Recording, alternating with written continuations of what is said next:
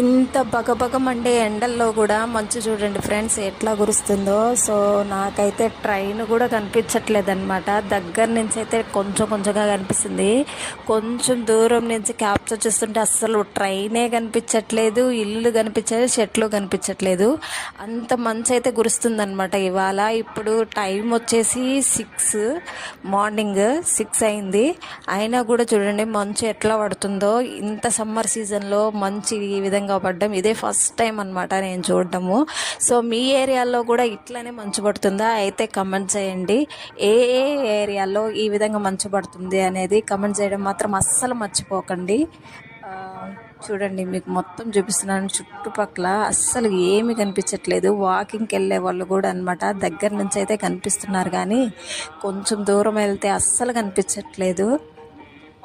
అట్లా ఉంది పరిస్థితి. ఎంత ఎండగా ఉంటుందో